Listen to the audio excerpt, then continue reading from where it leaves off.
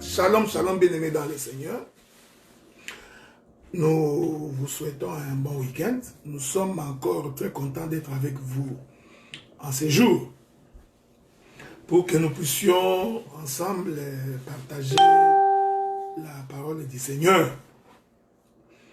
Le monde est en train de traverser un moment très difficile, mais nous sommes rassurés que l'Éternel Dieu, qui n'abandonne pas la descendance d'Abraham, ne peut pas nous laisser tomber.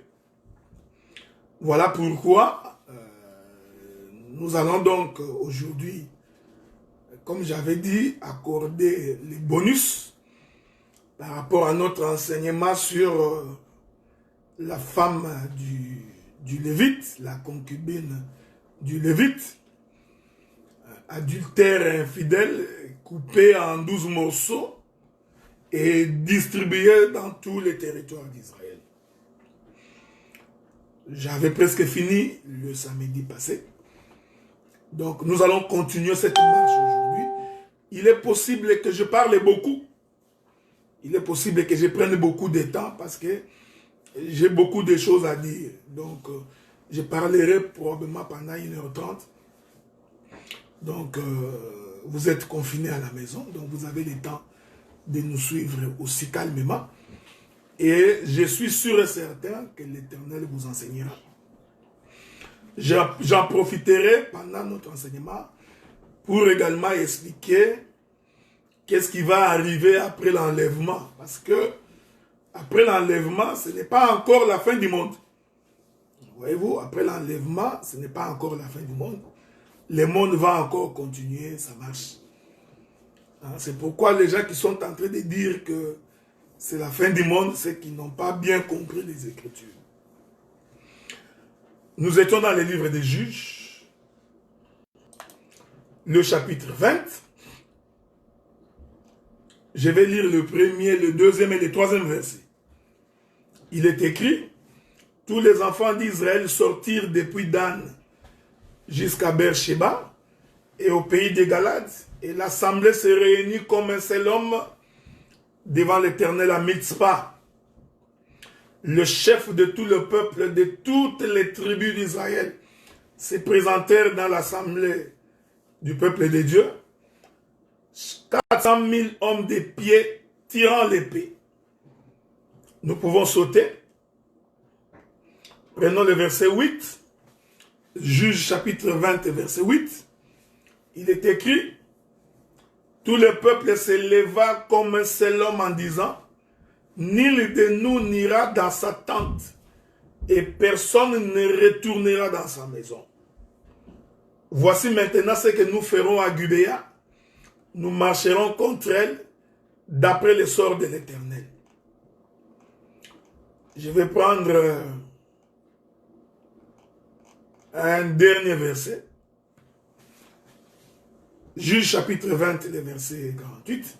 Les hommes d'Israël revinrent vers le fils de Benjamin et ils les frappèrent du tranchant de l'épée, depuis les hommes de ville jusqu'au bétail. Tout ce que l'on trouva, ils mirent aussi le feu.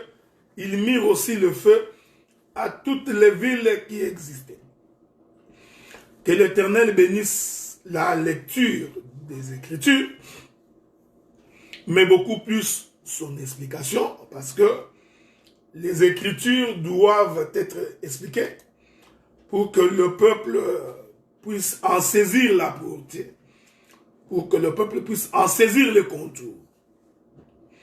Je vous avais expliqué, ça fait presque 3-4 mois que je suis là-dessus, je vous avais expliqué que la concubine coupée en 12 morceaux faisait le rassemblement du peuple. Parce que Juge chapitre 19, le dernier verset, la Bible dit, après que le Lévite ait donné, je m'excuse, je ne suis pas assez fort aujourd'hui, mais que Dieu nous vienne en aide, je suis un peu fatigué. Lorsque tous les enfants d'Israël reçurent chacun un morceau du corps de la femme du Lévite, cela a occasionné le rassemblement. Donc, chaque portion du corps de la femme des Lévites a amené le peuple à se rassembler pour former un seul corps. Est-ce que vous me suivez? Cela veut dire que le morceau du corps de la femme du Lévite a fait en sorte que chacun quitte son territoire, que chacun quitte sa maison, que chacun quitte sa famille pour qu'il vienne au rassemblement.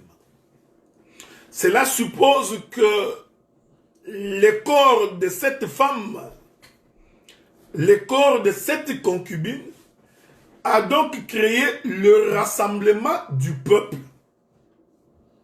Donc si ces corps n'étaient pas coupés et distribués dans tous les territoires, alors Israël ne viendrait pas au rassemblement. Est-ce que vous me suivez?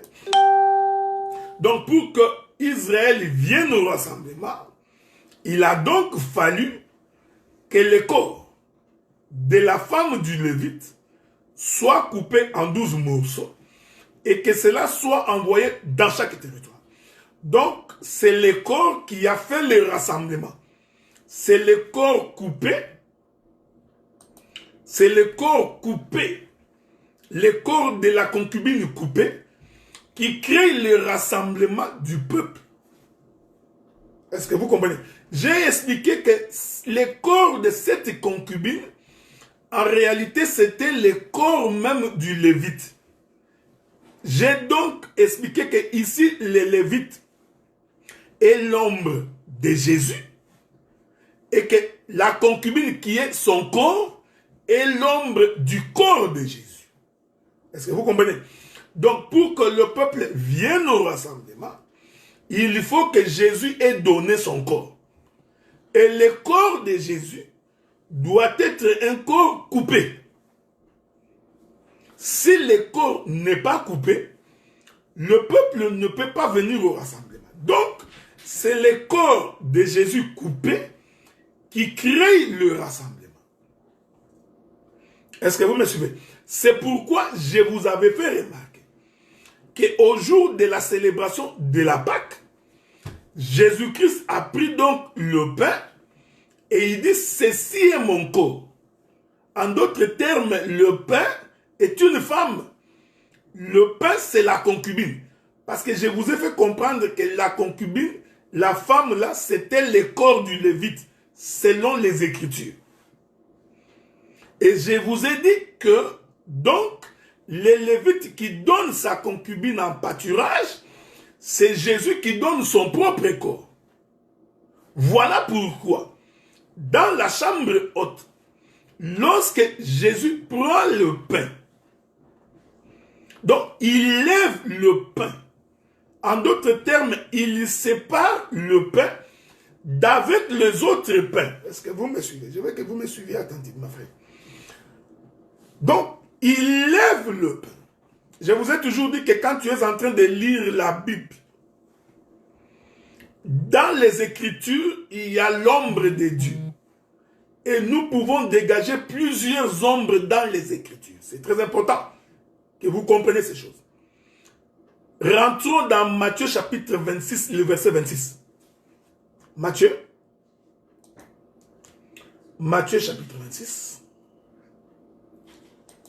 le verset 26. J'ai béni mon bien-aimé Roland. Merci d'être là. Matthieu chapitre 26, verset 26. La Bible dit ceci. Pendant qu'il mangeait, Jésus prit du pain. Voyez-vous? Et après avoir rendu grâce, il les rompit et les donna aux disciples en disant, prenez, mangez, ceci est mon corps. Donc pendant qu'ils étaient en train de manger, Jésus va donc séparer un pain des autres pains. Est-ce que vous me suivez? Donc, le pain que Jésus est en train de soulever était d'abord un pain parmi tous les autres pains. C'est ici que nous disons, le pain soulevé, c'est le fils tiré d'eux. Voyez-vous? Ici, Jésus, qui est sur la table, il fait l'office du Père. Dieu a tant aimé le monde qu'il a donné son Fils. Est-ce que vous voyez ça? Jean chapitre 3, verset 16. Le verset le plus populaire et le plus compliqué. Dieu a tant aimé le monde qu'il a donné son Fils. Voyez-vous? Nous sommes ici dans la chambre haute. Jésus ici, dans la chambre haute, il fait office du Père. Quand il prend le pain ici, c'est son Fils. Voyez-vous? Donc, le pain qu'il est en train de prendre, c'est Jésus. Donc, ici, lui-même, Jésus, il est Dieu. Il est le Père. Maintenant, quand il prend le pain qu'il prend, c'est le Fils. Est-ce que vous voyez ça? Donc, maintenant, il prend ce pain, il donne. Ici, nous sommes en train d'expliquer le mouvement des Écritures. Quand le Père est en train de donner le Fils, ici, le Fils, c'est un corps. Or, Dieu en tant qu'esprit, il n'a pas de corps. Est-ce que vous comprenez ce que nous disons, frère? Dieu en tant qu'esprit, il n'a pas de corps. Maintenant, quand il dit dans Matthieu chapitre 26, verset 26, ceci est mon corps. Ici, vous allez comprendre qu'il y a tout un mouvement prophétique qui s'est fait. C'est-à-dire que Dieu s'est fait son propre corps. Donc Jésus, ici, suivez bien. Je vous ai dit que quand Jésus est sur la table, il est le Père. Ok? Quand il prend le pain là, c'est le Fils. Mais lui, Jésus, en tant que Père, il dit que le Fils que vous voyez, c'est mon corps. Donc, le Fils, c'est le corps de Dieu. Est-ce que quelqu'un me comprend? C'est pourquoi quand nous prêchons que Jésus est Dieu, nous l'expliquons par rapport au fait que le corps de Jésus, c'est le corps de Dieu. Vous comprenez? Donc, Dieu lève son propre corps. C'est pourquoi, dans la création d'Adam, Dieu s'est créé lui-même. Donc, la création d'Adam, c'était Dieu lui-même qui s'est créé. Dieu dit, faisons l'homme à notre image, selon notre propre ressemblance. Dieu créa l'homme à son image. Donc, la création d'Adam, Dieu s'est créé lui-même. Donc, par Adam, nous pouvions voir Dieu. Voilà. Est-ce que vous comprenez? Personne ne peut voir Dieu et vivre. Maintenant, Dieu voulut se créer pour que les hommes puissent le voir. Pour que les hommes les voyassent. Est-ce que vous comprenez ce que nous disons? Donc, quand Dieu crée Adam, en réalité, Dieu créait son propre corps. Donc, Dieu s'est créé lui-même. Voyez-vous, frère? Donc, la création d'Adam, c'est pourquoi dans la chambre haute, Jésus, ici, quand il prend le pain, c'était la position de Dieu. Mais il soulève le pain, ensuite il dit que ceci est mon corps. Donc, il y a ici un transfert de Dieu lui-même dans ses corps. Voyez-vous, frère? Donc, Jésus lui-même, il est le pain. Mais en même temps, il présente le pain. Est-ce que vous comprenez ça? J'aime ça, mon bien-aimé Aaron. Prenons ça. Hébreux chapitre 10, verset 8. Hébreux chapitre 8, verset 10. Hébreux chapitre 10. Nous allons lire ça très vite. Ça va vous permettre de comprendre ça. Hébreux chapitre 10, le verset 8. Il est écrit. Je commence par le premier verset. En effet, la loi qui possède une ombre des biens à venir et non la représentation exacte des choses. Donc, dans l'ombre, il n'y a pas la représentation exacte des choses. Or, l'ombre a commencé quand? L'ombre a commencé depuis la création. Donc, quand Dieu commence la création, l'ombre vient de commencer. Est-ce que vous comprenez ce que nous disons? Donc, pourquoi? Le fait que Dieu sort de l'éternité, il commence à créer. Cette création est une ombre. C'est l'ombre de Dieu lui-même. Par la création, Dieu parle de lui-même. J'aime ça, j'aime la Bible. Amen. Vous comprenez, frère? Donc, la création est une ombre qui nous enseigne sur Dieu lui-même. Donc, chaque fois que tu lis la Bible, les cieux, la terre, les oiseaux, les animaux, les végétaux, comprends que toutes ces choses ne sont que l'ombre de Dieu lui-même. C'est pourquoi le prophète Salomon était un homme, il connaissait tous les animaux. toutes les plantes. Parce que c'est Dieu lui-même qui parle de lui. Est-ce que vous comprenez ce que nous disons? Hébreux chapitre 10, premier verset. En effet, la loi qui possède une ombre des biens à venir, et non la représentation exacte des choses, ne peut jamais par les mêmes sacrifices qu'on offre perpétuellement chaque année, amener les assistants à la perfection. Sautons maintenant. Prenons maintenant le verset 7. Alors j'ai dit, voici, je viens. Celui qui dit ici, c'est Dieu lui-même qui dit. Alors voici, je viens. Dans le rouleau du livre, il est question de moi. Il est question de qui? Il est question de celui qui vient lui-même dans les livres. Est-ce que vous comprenez? Donc, les livres, dans ces rouleaux, dans les livres, il est question de celui qui vient. Mais celui qui vient là, c'est Dieu lui-même. Mais il vient dans un livre. Voilà, frère. Or, les livres, c'est ça même le corps de Dieu. C'est pourquoi Paul disait, la nature elle-même ne vous enseigne-t-elle pas? Donc, la nature est un livre. Or, la nature, c'est ça même la création de Dieu. Est-ce que vous comprenez? Donc, dans la création de Dieu, il est question de Dieu. Pour faire, oh Dieu, ta volonté. Donc, quand nous lisons, je vais exhorter ici un tout petit peu. Quand nous lisons la Bible, dans le rouleau du livre, frère, je répète ces choses, il est question de Dieu. Il est question de Jésus lui-même. C'est pourquoi j'ai toujours attiré votre attention. La prédication ne peut que parler de Jésus. Quand tu vois un prédicateur, dans sa prédication, il commence à faire l'apologie des ministres dans la chair.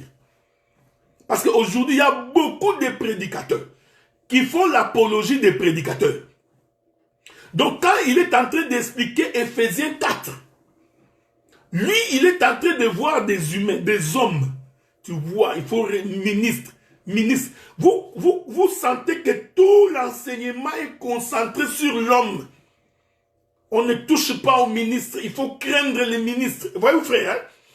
Cette chose paraît bonne, mais elle est très dangereuse. Donc, quand il parle des offrandes, des dîmes, des collectes, tu sens que c'est toujours l'homme qui est au centre de sa prédication. Quand il parle de l'argent, c'est toujours l'homme. Cette chose est très très mauvaise. Elle est diabolique. La prédication, même quand Paul parle de Timothée, je vous ai toujours dit, frère, même quand Paul parle de Timothée, ou que Paul parle de quelqu'un de Tite, ou de Onésime, comprend qu'il est question de Jésus. Ce n'est pas toi, frère. C'est pourquoi je vous avais dit que quand quelqu'un ne saisit pas les mouvements des Écritures, il ne comprend pas les mouvements de l'ombre, il va commencer à s'approprier des Écritures. Nous avons aujourd'hui beaucoup de gens qui se sont appropriés des Écritures. Parce qu'on commence à faire l'apologie des hommes. Je vous avais toujours dit que même si tu m'aimes beaucoup, ne deviens jamais mon fanatique. Il faut jamais défendre, il faut jamais me défendre, frère. Nous avons des gens qui se sont séparés parce qu'il défend son prédicateur. Non, moi je suis deux. Je vais défendre celui-ci, je défendrai celui-ci, je défendrai. Tu vois, moi, mon ministre, ça c'est notre père. J'insiste, frère. Nous n'avons pas cette conception des Écritures. C'est pourquoi je vous avais dit qu'aujourd'hui, nous avons beaucoup de scribes. Il est écrit Josué, serviteur de Moïse. Oui, il est écrit Josué, serviteur de Moïse. Mais quelle est la pensée de cette chose? Vous voyez, c'est ça le problème. C'est ça. Vous mangez un pain qu'on n'a pas rompu. C'est ça. Mangez le pain en entier. Non, comme Josué était serviteur de Moïse, donc toi, tu dois être mon serviteur. C'est une approche enférique.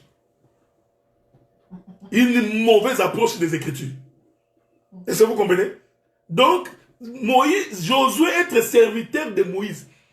Comme tu n'as pas l'explication, Tu n'as pas l'interprétation. Je vous ai dit, frère, que l'ombre n'est pas la représentation exacte des choses. Donc, quand on dit de Josué, serviteur de Moïse, faites attention. Ce n'est pas toi, prédicateur, tu prends un frère qui devient ton serviteur. C'est pourquoi aujourd'hui, tout le monde veut devenir père. Tout le monde. J'ai des enfants. Moi, j'ai des enfants. Moi, j'ai des enfants. Moi, j'ai des enfants. Voici. Tout le monde commence à créer sa propre lignée. Nous disons que toutes ces prédications, le motif est impur. Pourquoi?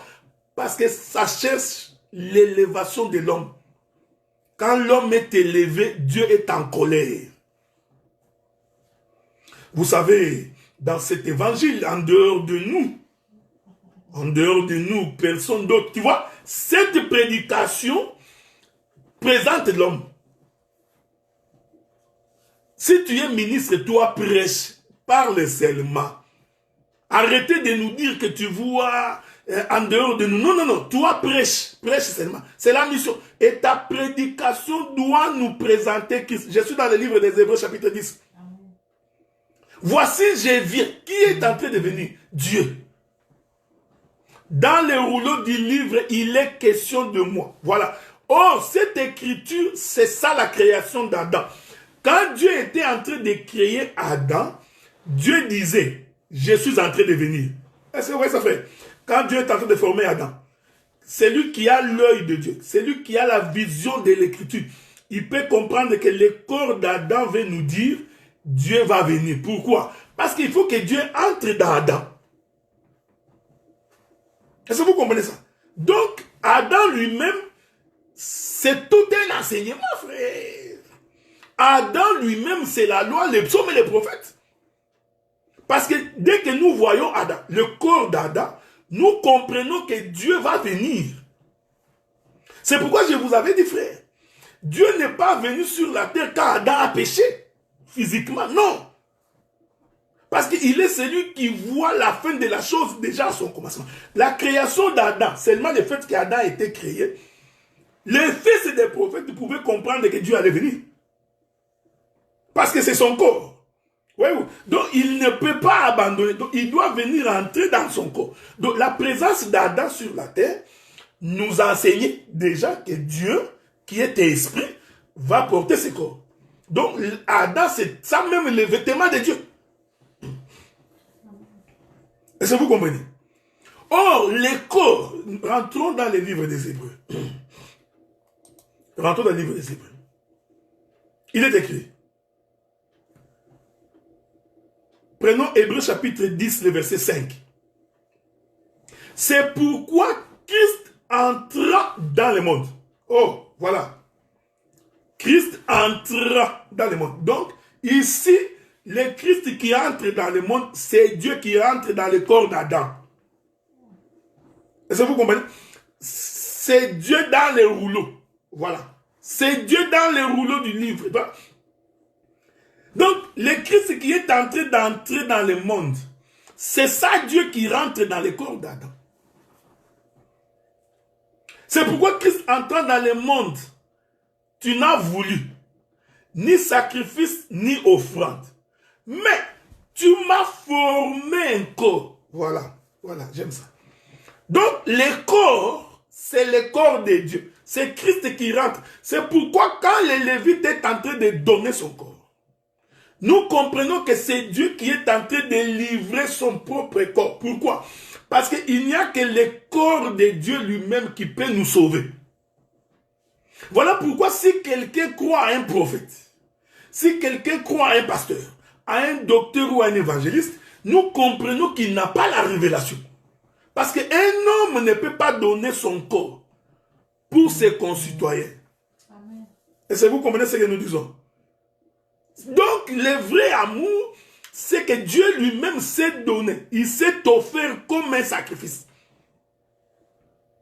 Il est écrit, tu n'as agréé ni holocauste ni sacrifice pour les péchés. Alors j'ai dit, voici je viens. Dans le rouleau du livre, il est question de moi. Pour faire, ô Dieu, ta volonté. Donc, le corps de la concubine qui est donné, c'était le corps de Dieu lui-même. C'est pourquoi je vous avais dit que Christ en tant qu'esprit ne peut pas mourir. Ce qui était mort sur la croix, c'était son corps. C'est pourquoi avant que Jésus ne rende l'âme, l'esprit devait quitter ce corps. La Bible dit, mon Père, pourquoi m'as-tu abandonné? L'Écriture, alors, l'esprit se retira. Donc, l'esprit sort du corps. Dès que l'esprit sort du corps, maintenant, le corps, lui, qui est une tente, doit être crucifié au péché. Je vous avais exhorté. Aujourd'hui, vous avez peur de Dieu. Parce que vous voyez coronavirus. C'est maintenant que vous comprenez que Dieu existe. Mais quand tu mangeais, tu buvais dans des boîtes de nuit, tu faisais la fête, là tu ignorais que Dieu existait. Maintenant que tu as vu la mort de coronavirus qui se promène partout, tu commences à devenir saint. Tu veux te sanctifier. Tu trompes qui? Un homme ne peut pas tromper Dieu. Dieu sait que si aujourd'hui tu commences à beaucoup prier, parce que tu as vu la mort du coronavirus. Il sait. Et Dieu sait aussi que quand le coronavirus va passer, tu vas retourner dans ton ancienne vie. Dieu le sait. C'est de l'hypocrisie. Tous ces gens qui sont devenus chrétiens fervents maintenant à cause du coronavirus, Dieu connaît votre fond. Il connaît votre intérêt. Il sait que vous êtes des hypocrites. Voilà pourquoi la meilleure chose, c'est d'abord croire à l'évangile. Abandonner la vie du péché. C'est pourquoi le corps a été crucifié, frère. Je ne cesserai de dire et de le répéter. Un enfant de Dieu, c'est quelqu'un qui, dans son comportement, dans sa conduite et son attitude, il prouve que c'est un homme converti. Il a crucifié son corps à la croix. La Bible dit ceci. Celui qui veut me suivre, qu'il porte sa propre croix. Frère, attention. Porter la croix ne veut pas dire porter une croix comme ça. Comme nous avons vu chez Maman Kato. Hein? Comment ils appellent ça? La marche de quoi? La marche ici, c'est de quoi? Tu vois tout le monde avec la croix en train de marcher dans les avenues. Voici des gens qui n'ont pas compris les Écritures. Non, quand la Bible dit, celui qui veut me suivre doit porter sa propre croix. Toi, tu crois que porter sa croix, c'est porter la souffrance. Frère, je suis en train de souffrir pour Jésus. Donc, je porte la croix. Même si on m'insulte, c'est pour Jésus. Non, ce n'est pas ça, porter la croix. Porter la croix veut dire crucifier les œuvres de l'impureté sur la croix. C'est-à-dire mourir au péché. Est-ce que vous comprenez? C'est-à-dire accepter de te sacrifier. Je vous ai toujours dit, frère, le plus grand ennemi de l'homme, c'est sa chair. C'est son corps. C'est le plus grand ennemi de l'homme. J'ai toujours répété ça. Laissez le diable tranquille d'abord. Des fois, vous le dérangez pour rien alors qu'il est au service de Dieu. C'est ton corps qui est ton premier ennemi. C'est ton corps qui aime le plaisir. C'est ton corps qui aime le vol. C'est ton corps qui aime la cupidité. C'est ton corps qui aime l'animosité. Le corps est nourri par tous les péchés. Les péchés nourrissent le corps. Donc, celui qui pêche, en fait, c'est un homme en bonne santé. Son corps il a des joues, des paquets de muscles. Parce qu'il est nourri. Le péché est en train de nourrir son corps.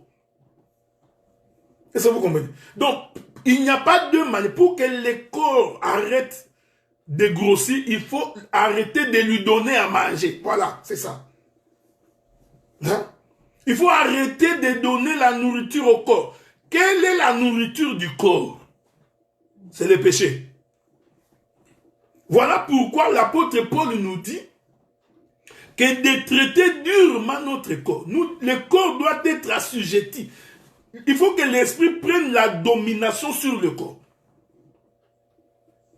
C'est le temps pour vous. Parce que je vous ai dit que je vais vous dire ce qui va arriver après l'enlèvement. Vous blaguez. Vous n'avez vu que le virus que vous ne voyez même pas, frère. Vous ne voyez même pas les virus. Vous ne le voyez pas. Regardez comment vous tremblez. C'est maintenant que tu as compris que Dieu existe. Mais quand tu insultais il y a 3 semaines, tu t'en foutais. Quand on te disait que frère, arrête de faire ça, c'est mauvais. Tu dis non. Vous aussi, vous avez exagéré. Nous avons exagéré. Vous croyez vraiment que... Maintenant, un petit... D'abord, vous ne le voyez même pas. Regardez. Vous êtes tous confinés. Je disais à des frères ici à Gatineau et à Ottawa. Roulez dans vos voitures, non? Avec vos prédications de bien-aimé dans le Seigneur, Dieu va te bénir, tu vas t'acheter une Rolls. C'est ça la bénédiction de Dieu. Va rouler avec ta Rolls, non? Pourquoi tu ne sors pas? Tu as peur. Tu as vu que la Rolls ne peut pas te donner la vie. Hein? Hein? Allez retirer l'argent de la banque. Non, va faire la fête. Où sont les boîtes de nuit? Les boîtes de nuit. Vous êtes où maintenant? Où sont les boîtes de nuit? Allez dans les bars. Vous qui adorez les fêtes. J'avais dit à des frères, dans la fête, nous mangeons les mêmes poissons salés que nous mangeons à la maison. Les mêmes foufous que nous mangeons. Tu vas voir des frères, ils préfèrent aller à la fête, mais ne pas venir prier. Non frère, j'étais à une fête hier, on a mangé, on a dansé jusqu'à 4 h du matin. Il n'y a pas moyen que je vienne au culte demain matin. Tu vois frère, je te demande maintenant d'aller à la fête. Vous comprenez maintenant que tout est vanité et poursuite des vents. C'est pourquoi quand quelqu'un reçoit les morceaux du corps de Jésus, il doit quitter la vie du péché, frère. Il doit quitter le monde. Il faut qu'il vienne au rassemblement. Est-ce que vous comprenez? Or, les rassemblements, c'est ça l'enlèvement. Est-ce que vous comprenez? Donc, le rassemblement est une étape pour l'enlèvement. Donc, nous nous rassemblons d'abord. Il est doux et agréable pour de faire de demeurer ensemble. Voilà. Donc, pour que nous demeurions ensemble, il faut qu'il y ait rassemblement. Je vous ai toujours dit, frère, demeurer ensemble, ce n'est pas quand nous nous retrouvons dans les lieux de prière. Parce que tu es venu dans un lieu de prière, il est doux et agréable pour de faire de demeurer ensemble. La Bible dit que là où 2 ou 3 sont réunis en mon nom, l'homme est en train de croire que là où 2 ou 3 sont réunis en son nom, c'est lorsqu'ils sont venus dans leurs assemblées. Or, dans leurs assemblées, là où ils sont en train de critiquer. Il y en a même des frères et sœurs qui ne se parlent pas. Il y en a d'autres qui ont des animosités. Il y a des divisions dans ces assemblées-là. Ce n'est pas ça que Dieu voulait dire. Là où 2 ou 3 sont réunis, les 2 ou 3 qui sont réunis, ce sont les différents peuples qui ont quitté leur territoire pour venir au rassemblement. Est-ce que vous comprenez, frère? Donc, quand vous venez au rassemblement, moi, je vous ai toujours dit que moi, je vous prêche l'évangile. Je ne suis pas un partisan de prêcher pour faire plaisir à quelqu'un. Je ne prêche pas non plus pour m'attaquer à quelqu'un. Non, non, non, non, frère. Nous prêchons pour vous présenter l'évangile. En vous présentant l'évangile, ça vous permet d'arranger votre vie. Est-ce que vous comprenez ce que nous disons? Est-ce que vous comprenez? J'aime ça. Bien-aimé Alice, que Dieu te bénisse. Voilà. Voilà, nous avons des gens qui comprennent les Écritures. Le plus grand ennemi de l'homme, c'est sa femme. Ici, il faut faire attention. Ce n'est pas ta femme qui est dans ta maison. Non. Voilà pourquoi le désir est toujours dans la femme. Le désir, c'est toujours dans les corps, frère. C'est pourquoi j'ai dit, si quelqu'un maîtrise son corps, quand tu entendras quelqu'un, frère, il est dans des blagues avec moi. Le jour où je vais la voir, il saura. Tu vois, c'est la chair. C'est toujours la chair. Quand tu veux aller voler, c'est toujours la chair qui t'envoie au vol. Quand tu calomnies, c'est toujours la chair. Donc c'est ta chair qui pose un problème. C'est pourquoi la chair, qui est une terre, doit quitter. La chair doit quitter son confort. La chair doit quitter sa demeure. Écoutez, c'est pourquoi quand Dieu voulut créer Adam, la Bible dit que Dieu rassembla la poussière de la terre. Donc Dieu a procédé à un rassemblement. Or, pour qu'il y ait rassemblement, il faut que le corps du Lévite soit coupé et distribué. Est-ce que vous comprenez ce que nous disons? Donc, logiquement, quand nous regardons avec l'œil prophétique, ici, je ne parle pas de ces femmes et de ces frères qui ont les dons des prophéties. Non, je parle des gens qui ont les ministères prophétiques. En réalité, quand Dieu rassemblait la poussière, Dieu avait déjà coupé son corps. Donc, Jésus était déjà mort avant même que Dieu n'ait créé Adam. Donc, Dieu avait déjà donné son corps. Parce que si le corps n'est pas donné, le peuple ne peut pas venir au rassemblement. Est-ce que vous comprenez? Donc, Adam, comme une poussière, comme les poussières rassemblées pour former un corps, les différentes poussières ne peuvent pas venir au rassemblement si préalablement le corps de celui qui rassemble n'est pas donné. Donc, nous comprenons que, en réalité, quand Adam s'est formé, Dieu avait déjà donné son propre corps. Si Dieu n'avait pas donné son propre corps, la création d'Adam n'était pas possible. Est-ce que vous comprenez? Donc, par la création, par les rassemblements d'Adam, c'est aussi les rassemblements du peuple. Donc, le peuple est appelé au rassemblement. Or, quand on vient au rassemblement, c'est-à-dire qu'on abandonne. Je vais vous aider, frère. Vous allez voir que l'enlèvement, je n'ai pas besoin de lire 1 Thessaloniciens chapitre 4 pour comprendre. Dans la création, déjà dans la création, nous pouvons parler de l'enlèvement. C'est pourquoi j'ai toujours dit que les véritables prédicateurs doivent avoir la capacité dans la création de prêcher toute la Bible. Rentrons dans la création. Pour que Dieu rassemble la poussière, ça veut dire que Dieu a pris la poussière quelque part. 2, 3. Et donc, en d'autres termes, il séparait la poussière avec les autres poussières. Donc, avant que la poussière ne vienne former Adam, la poussière était avec les autres poussières. Ok? Je descendrai pour que tu me saisisses. Mon doigt, c'est une poussière. Parce que si je meurs aujourd'hui, ça va retourner poussière. Ok? Donc mon doigt est une poussière. Avant que mon doigt ne vienne dans mon corps, il était d'abord poussière avec les autres poussières. Maintenant, Dieu a procédé par l'élection.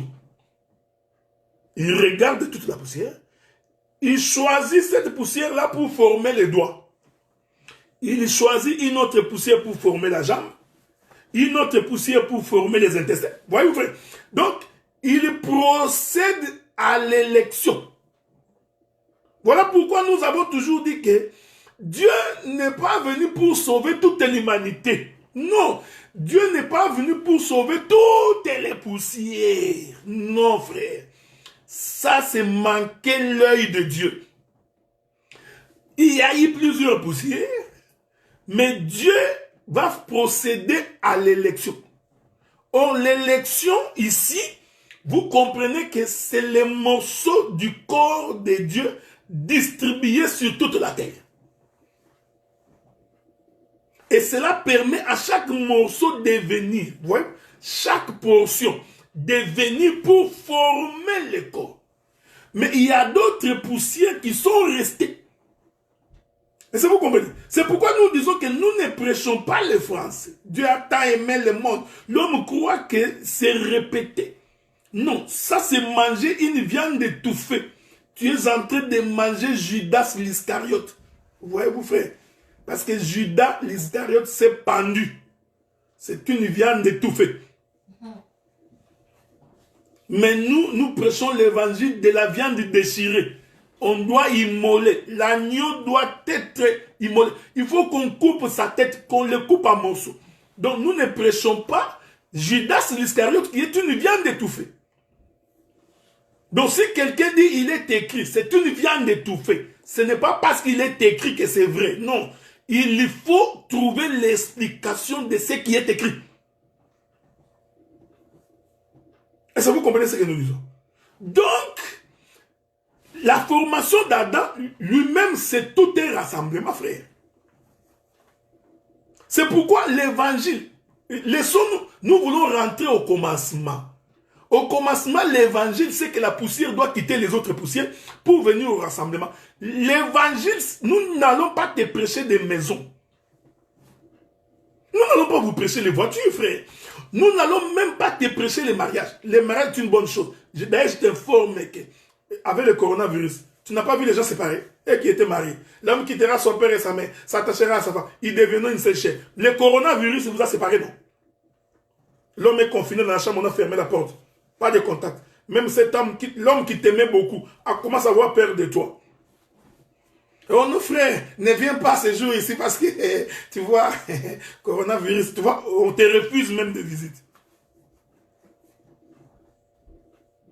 La prédication, rentrons au commencement. L'homme s'est quitté la poussière. quitter son territoire. C'est pourquoi, frère, c'est pourquoi, bien-aimé, lorsque les gens qui sont dans les territoires d'Israël, ici, tous les territoires d'Israël, en réalité, représentent le monde. Mais quand ils ont reçu le morceau, il y a certains qui sont quittés, qui ont quitté. C'était les combattants. J'aime ça, j'adore ça. Donc, ne sont venus au rassemblement que les combattants. Rentrons, juge, rentrons dans juge. Parce que peut-être tu n'as pas bien vu ça. Juge chapitre 20, rentrons vite là-bas. Je vais t'aider à voir ça. La Bible dit, tous les enfants d'Israël sortirent depuis Dan. Quand on dit tout ici, il ne faut pas croire que tout le monde est sorti. C'est aussi très mal comprendre les Écritures. C'est pourquoi j'ai toujours dit, j'ai toujours répété, si les textes noirs sur blanc vous posent un problème, il faut aller rechercher la pensée de l'Écriture. C'est ça le ministère. Si noir sur blanc, vous avez des difficultés ou des contradictions dans les traductions, la meilleure façon de tirer les choses au clair, c'est d'aller consulter la pensée de l'auteur. Quelle était la pensée de Dieu quand il a expliqué comme ça? Tous les enfants d'Israël, prenons le verset 2. Les chefs de tous les peuples, de toutes les tribus se présentèrent dans l'assemblée du peuple de Dieu. 400 000 hommes de pied tirant l'épée. J'aime ça. Ces jours-là. 400 000, voilà. 400 000 hommes de pied. Je ne suis pas ici en train d'expliquer les 400 000. Parce qu'il y a beaucoup de choses à dire ici. Mais c'était des gens qui pouvaient utiliser l'épée. Voyez-vous, frère? C'est-à-dire que ce sont des gens qui avaient la parole. Parce que l'épée, c'est la parole. Est-ce que vous voulez que je vous dise ça? Je vais ajouter notre écriture. Ajoutons quelques écritures pour vous amener à bien comprendre. Juge chapitre 20, verset 17. On fit aussi le dénombrement des hommes d'Israël, non compris ceux de Benjamin. Et l'on en trouva 400 000 tirant l'épée, tous gens de guerre. C'est vrai. Donc ce sont les gens qui avaient l'épée. Mais comme nous ne définissons pas l'épée selon le monde, nous définissons l'épée selon les Écritures. Laissez-moi vous trouver une écriture. Je vais vous trouver une écriture, ok? Avec votre permission. On va essayer de trouver une écriture là-dessus pour bien nous faire comprendre. Je ne sais pas si je vais vous trouver cette écriture-là. Je crois que c'est le bien-aimé Pierre qui définit ce que c'est l'épée. Hein? On va lire ça très vite. Mon bien-aimé Roland, je sais que tu es là, tu ne vas pas m'abandonner maintenant. Le bien-aimé Pierre définit ce que c'est l'épée. Je ne sais pas si je vais trouver cette écriture-là. Avec votre permission, hein, bien entendu. On va courir très vite. Si je peux trouver cette écriture-là, je ne sais pas. Attendez. Je ne le vois pas. Ah, mon bien-aimé. Voilà, Hébreux chapitre 4, verset 12. Hébreux chapitre 4, verset 12. Nous allons lire cette écriture-là avec votre permission. Hébreux chapitre 4, verset 12. Allons-y. Il est écrit ceci. Bon, on commence par 12, on descend à 17. Merci beaucoup, bien-aimé Roland. Hébreux, votre permission. Hébreux chapitre 4. Il est écrit ceci. Je commence par le verset... on descend. Par le verset 7. La Bible dit ceci. Verset 12. Non, commençons par le verset 11. Efforçons-nous donc d'entrer dans ces repos. Voyez, frère. Nous nous efforçons pour entrer dans les repos. Hein? Nous nous efforçons. C'est-à-dire, nous devons quitter là où nous étions pour entrer dans les repos. J'ai expliqué aux bien-aimés de l'Assemblée de Gatineau et Ottawa que le repos est pour les gens qui ont travaillé. Parce que celui qui n'a pas travaillé n'a pas droit au repos. Et j'ai expliqué que le travail, c'est le péché. Voyez-vous, frère, le salaire du péché, c'est la mort. le salaire du péché. Donc le péché, c'est un travail dont le salaire est la mort. Donc, celui qui pêche, il travaille. Voilà pourquoi il a besoin du repos.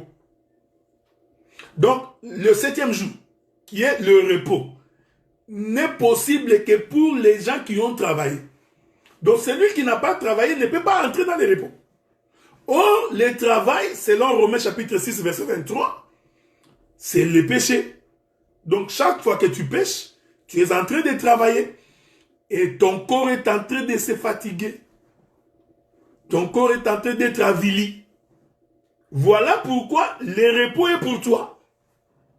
Donc, quand Dieu, la Bible dit que Dieu créa le 7e jour et se reposa, en réalité, ce n'est pas Dieu qui s'était reposé.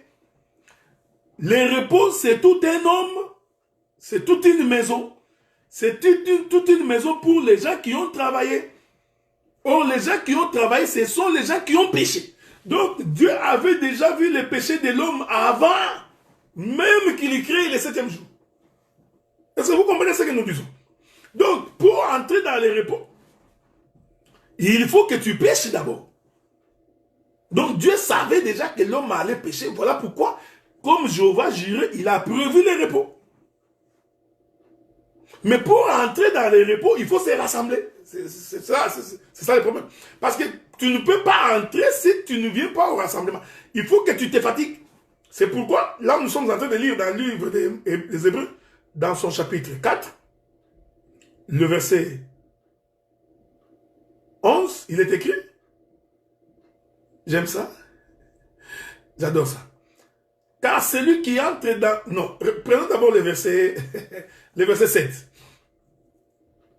Prenons le verset 6. Verset 6, il est écrit. Or, puisqu'il est encore réservé à quelques-uns d'y entrer.